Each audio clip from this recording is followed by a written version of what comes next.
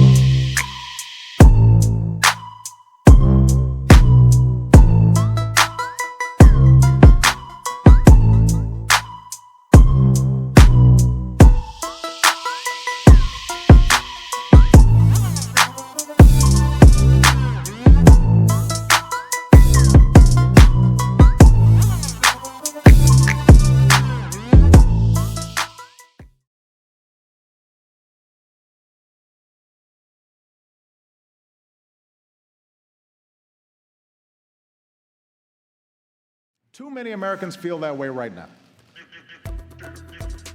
It's one of the few regrets of my presidency that the rancor and suspicion between the parties has gotten worse instead of better. I have no doubt a president with the gifts of Lincoln or Roosevelt might have better bridged the divide. And I guarantee I'll keep trying to be better so long as I hold this office. But my fellow Americans, this cannot be my task or any president's alone. There are a whole lot of folks in this chamber, good people, who would like to see more cooperation, would like to see a more elevated debate in Washington, but feel trapped by the imperatives of getting elected,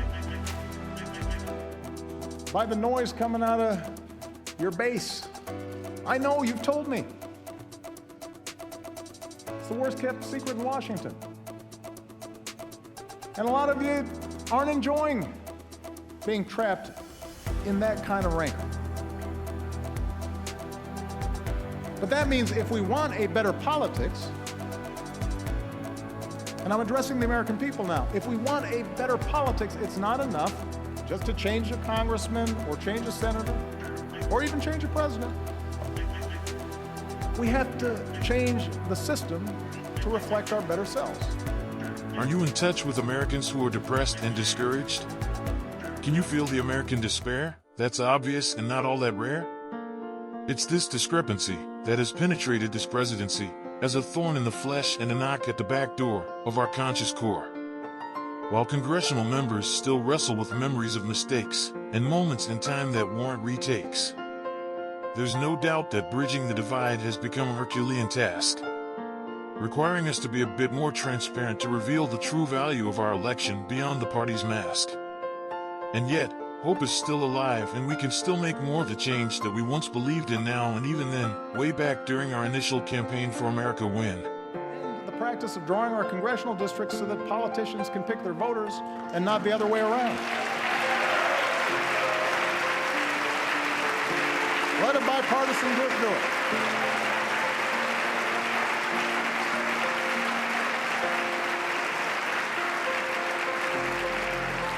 I believe we've got to reduce the influence of money in our politics so that a handful of families or hidden interests can't bankroll our election.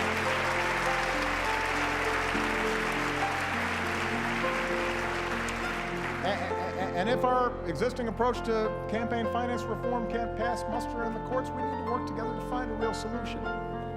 Because it's a problem. And most of you don't like raising money. I know. I've done it. We've got to make it easier to vote, not harder. We need to modernize it for the way we live now.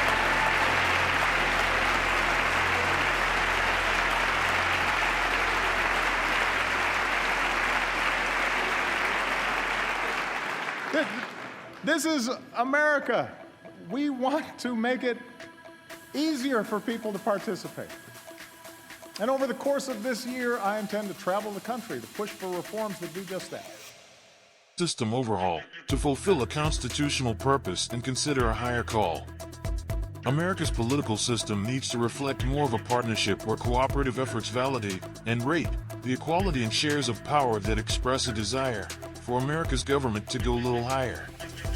There are some elected officials who are on board, constructing bridges of communication to ensure that all Americans and this government are more in accord.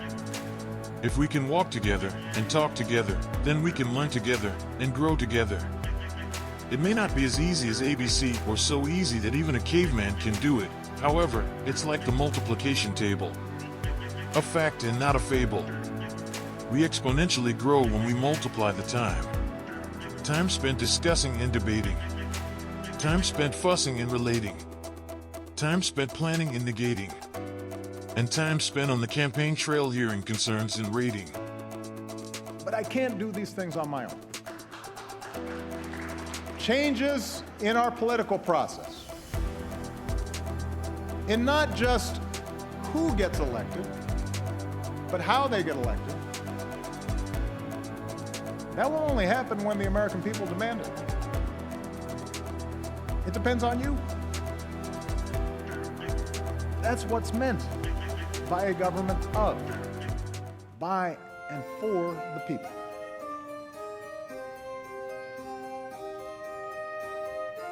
What I'm suggesting is hard. It's a lot easier to be cynical, to accept that change is not possible, and politics is hopeless. And the problem is, all the folks who are elected don't care, and to believe that our voices and our actions don't matter. But if we give up now, then we forsake a better future.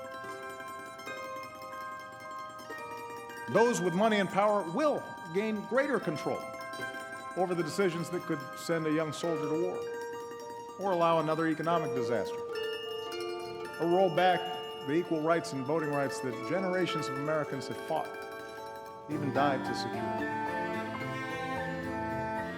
And then, as frustration grows, there will be voices urging us to fall back into our respective tribes, to scapegoat fellow citizens who don't look like us, or pray like us, or vote like we do, or share the same background. Let's get soaked by more storms, called much-needed reforms. Reforms in how politicians politic the political process. Reforms in campaign finance that has shortchanged the donor and allowed candidates to receive more and give less. Reforms that reflect of, by, and for the people, with a voice that speaks to somebody, about everybody, and their valuable vote for victory. Reforms in how Mr. and Mrs. Money influences the cash flow and political streams that are shielded from discovery. Ready, set, go! When America is ready and the stage is set is when we're good to green light go with this reform flow. There's a new breed grooming and growing to take the lead on what America is becoming. In God we trust. We can't afford to go down that path. It won't deliver the economy we want. It will not produce the security we want. But most of all, it contradicts everything that makes us the envy of the world.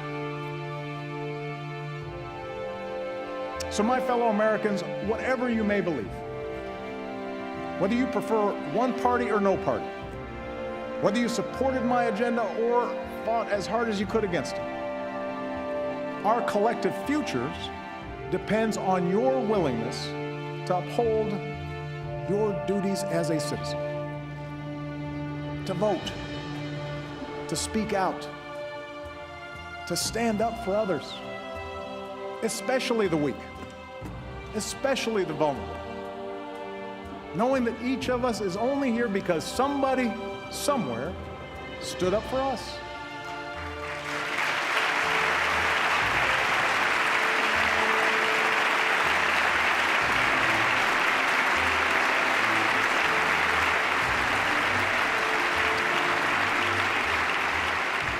We need every American to stay active in our public life, and not just during election time. so that our public life reflects the goodness and the decency that I see in the American people every single day. It is not easy. Our brand of democracy is hard.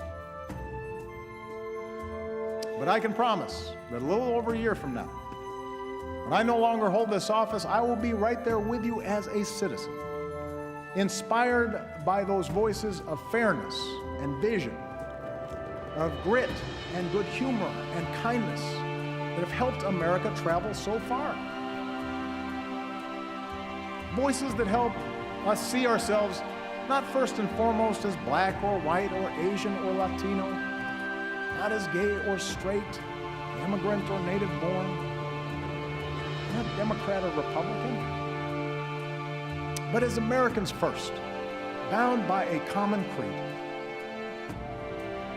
Voices Dr. King believed would have the final word. Voices of unarmed truth and unconditional love.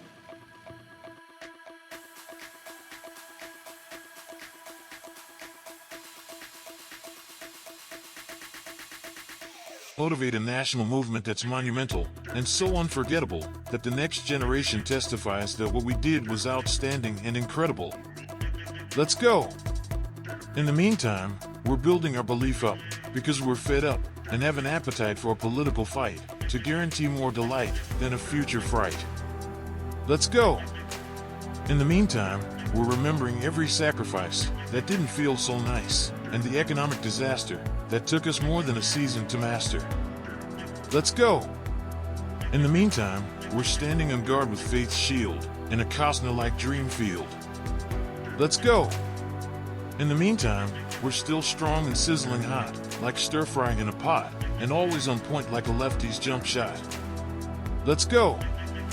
In the meantime, join our crew if you're highly motivated and believe that the government system is outdated to give you what's tangible and true and long overdue.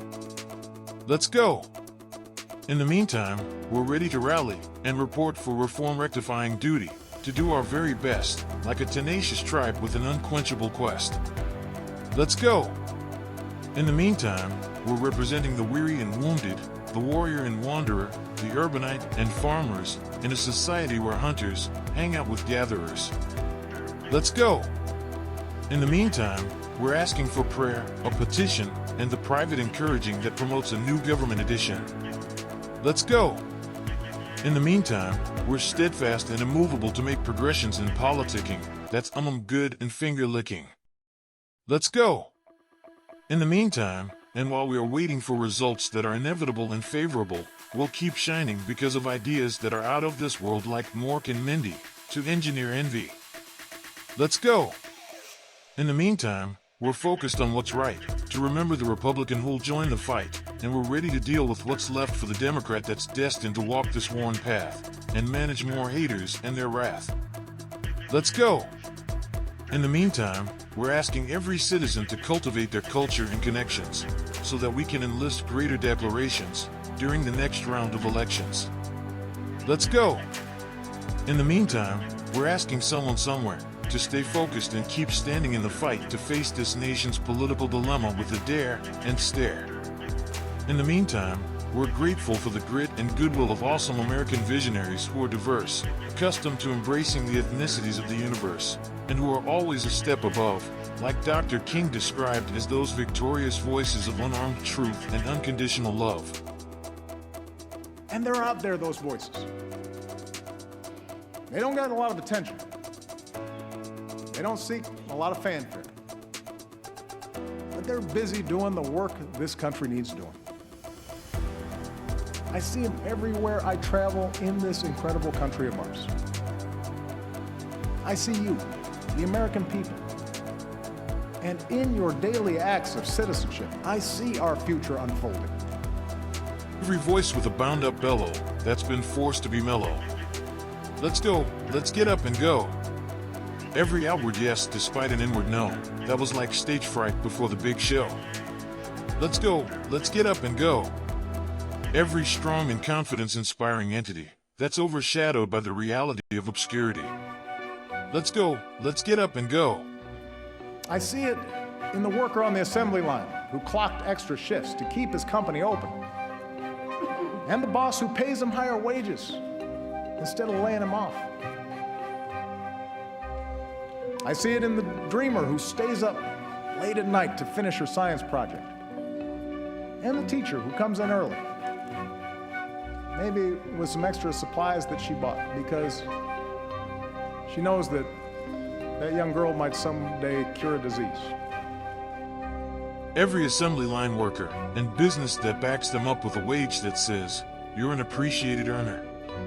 Let's go. Let's get up and go. Every endeavor, encourager, and edifier who's able to navigate circumstances that may sometimes be dire. Let's go. Let's get up and go. I see it in the American who served his time, made bad mistakes as a child, but now is dreaming of starting over. And I see it in the business owner who gives them that second chance. The protester determined to prove that justice matters. And the young cop walking the beat, treating everybody with respect, doing the brave, quiet work of keeping us safe. Every inmate and office mate who accepts first opportunity and second chances with contentment and without judgment or strife for a term of no less than life. Let's go. Let's get up and go. Every eager, young mind with a voice and in a police uniform with a dangerous choice on either side of a demonstration line that'll life and death matter to the former and the latter.